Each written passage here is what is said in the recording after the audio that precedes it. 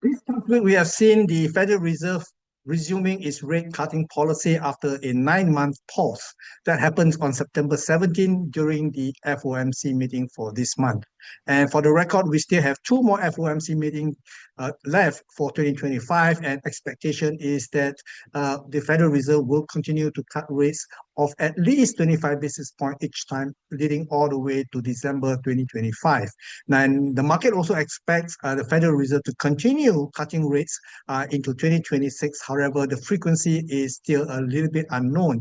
But what we want to do today is to examine and refresh what the market reaction has been since the Federal Reserve cut interest rates. You'll be in for a surprise.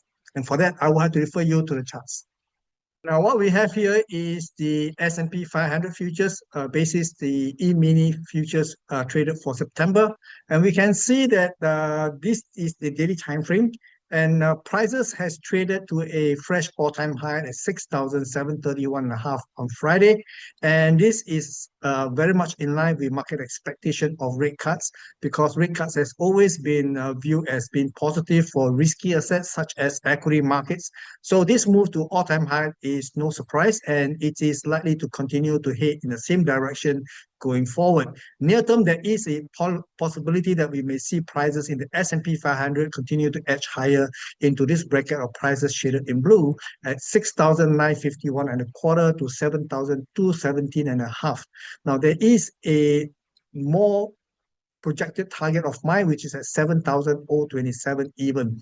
So based on the momentum that we see this past week after the rate cut, we can see the prices continue to be pretty firm. And like I said, this is very much within expectation of rate cuts. However, when we examine the other asset classes, we are beginning to see a bit of anomaly. We need to say we are beginning to see a bit of divergence based on the expectation of further rate cuts for the balance of 2025. Now here we have the CBOT 10 years Treasury yield futures. We can see that prices did trade to a new low for the September contract at 3.99%. And this is a lot lower than the previous low here at 4.179. And this is very much in line. However, over the period of Thursday and Friday, 2 days after the rate cut has been announced, we can see that prices in the 10 years Treasury yield has actually rebounded higher. Now, this is not very much in terms of textbooks, because if we expect further rate cuts, we should be seeing lower yield.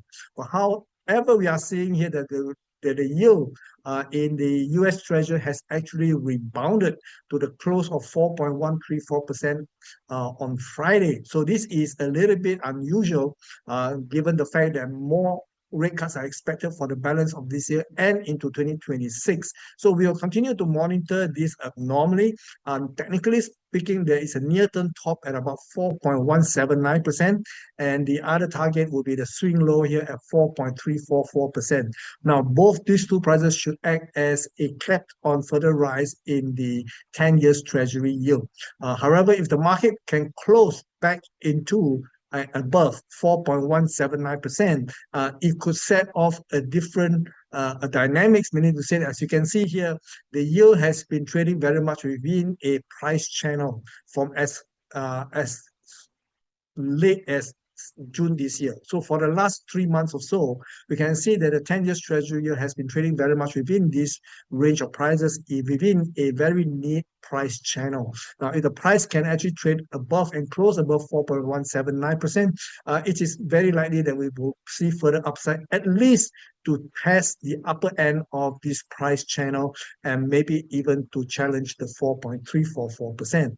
Again, we will have to continue to watch this, because overall, the direction of the 10 years Treasury yields is basically still very much in favor of further move to the upside.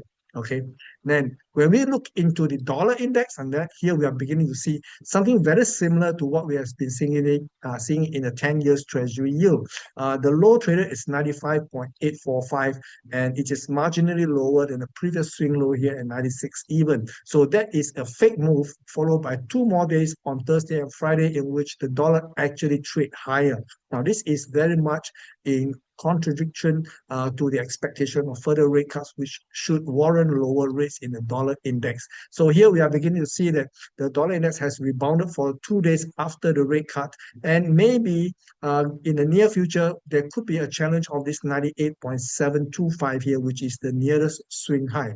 So this is the anomaly that I talked about, because we do expect yield to continue to trade lower, as well as the dollar index would be trading lower. But what we are seeing 2 days after the rate cut is that they are not. So here is something that we want to be aware of and continue to monitor.